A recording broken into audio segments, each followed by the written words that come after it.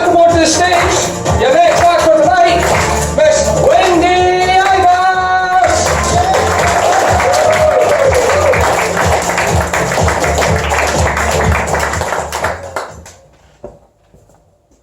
Turns out I wasn't the one going to be sexually harassing you this evening. On that subject, I do think that we need to talk about Miss Piggy. I'm pretty sure it's about time Kermit the Frog had his Me Too moment. What do you think? I have got very little recollection much of my childhood. I've got a lot of neurological issues, and every so often my memories get wiped. But things come back now and again, but I'm pretty sure that Miss Piggy was a serial sexual harasser. Pretty sure of it. Where's fucking Kermit's moment in the spotlight where he talks about the fact that she invented engagements and things and forced herself upon him on a frequent basis?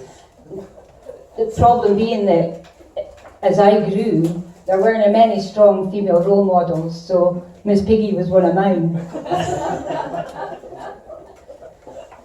So I'm still waiting for, well, most of the men have died, so it's okay. I'm a free speaker, right? This is what I do. I just come up, I have no idea what I'm going to say. When I plan or I try to be funny, I'm nae funny. And today I was like really emotional because I had to spend the last night at an uncle's birthday party, and I'm like, who the fuck are these people? Do you know what I mean? That was not my relatives.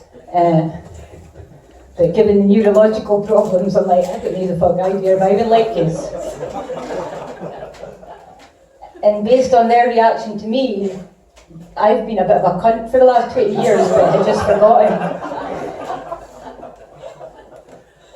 So folk were being really like cut in, and I'm just like, what the fuck are you doing to me? I'm a nice person. And they're like, aye, now you are. Now that you've had a fucking brain disorder. Anyway. It's ahead, like it's past tense, it's ongoing.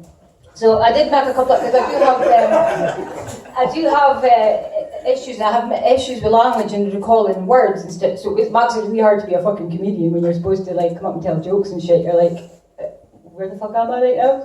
You know, it's like it affects me short term. Anyway, but I wanted like this week I was in earlier for a gig, and I didn't end up getting on the stage. There was a confusion over the lineup and that, and that's fine. But the headline act who's coming on later on was a lovely guy, and he made me feel really easy. And I'm like, look, like I'm really okay if I didn't go on, because like I might really fuck it up for you, right? Like I might go on stage, I've got no idea what's going to come out of my mouth, and it might be a just disaster. He's like, go on, just do your stuff, it's fine, I'm cool, right? And I thought, what a fucking nice guy, because you could have been like, well, fuck you, because I'm making you doing my gig, right? Because that's what I would be like. I'd be like, I think anybody else should be on a stage with me at all, right? Ever. I get no platformed quite a lot from feminist issue gigs and stuff, but never mind.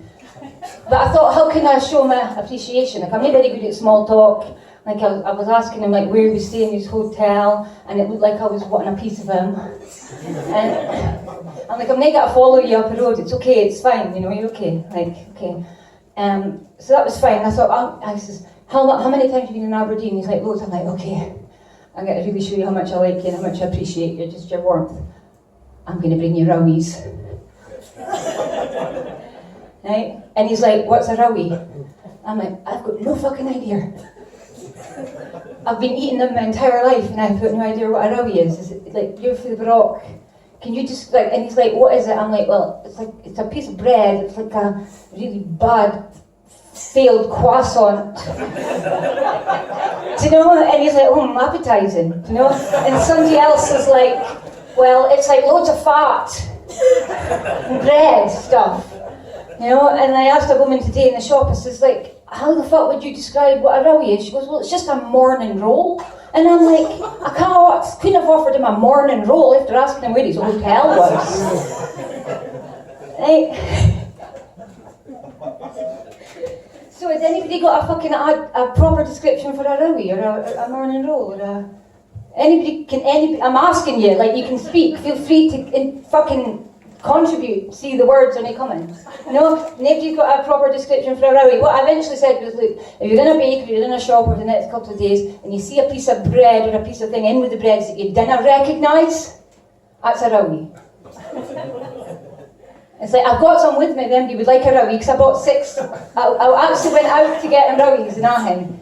And I've got no idea if he's got to eat him. I think you should make him eat him. I even brought jam. Right?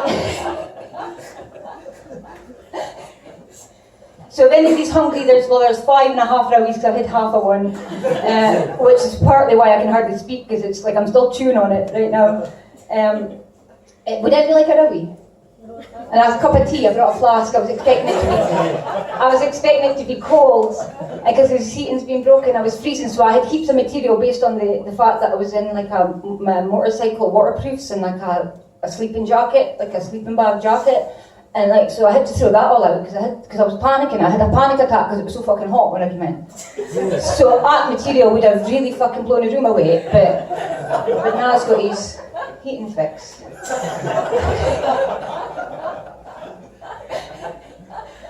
We're okay. I think he's quite like me. That's good because I'm worried. Like I'm a little bit paranoid. I think, well, none of my family seem to like me, so I assume it's strangers also want to like me. But you seem like a nice bunch.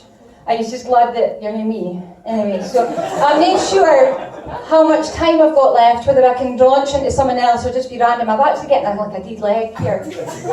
Here. Like these are steel toe clap shoes from the Sports Direct when I worked for Sodexo with a socio-fucking-pathic bitch cleaner.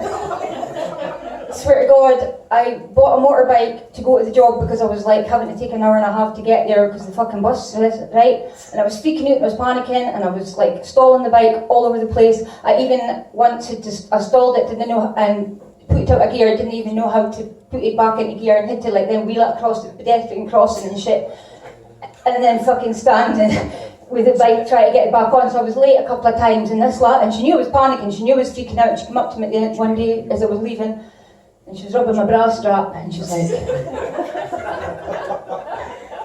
like, oh, it's awful windy the day. You know, worried you're going to hear a crash? And I'm like, well, I wasn't till now, you fucking bitch. Right? And that was fine. So the next day I was late again, and she's standing there, like, and this, like, every day I've done 15 minutes extra because they were making me sweep a carpet, right? Because there was stains in the carpet, so there was a magic carpet that apparently had cleaning fucking particles in it. So as well as my fucking routine job that I was doing like a fucking ninja, I was like, hey, they spent half an hour scrubbing this fucking carpet. And folk are like, what the fuck are you doing? I'm like, I'm scrubbing a carpet. Like literally a dry brush, nail, soap, shampoo, nothing, just fucking standing there half an hour, right?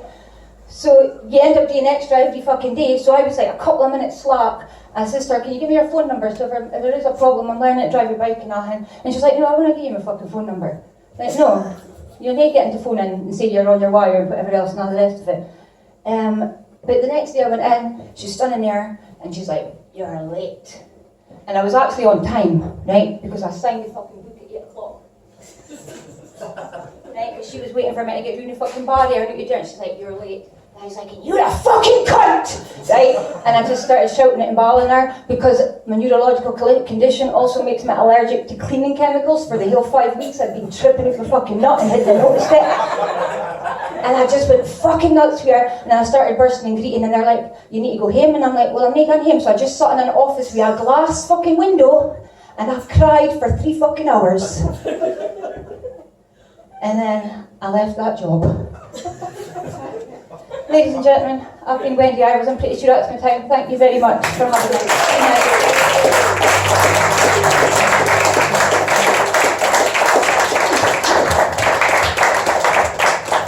Start with the music then? That's not what I asked for. Elliot! Fucking. Alright, right, Elliot. We're just going to play the same song, mate.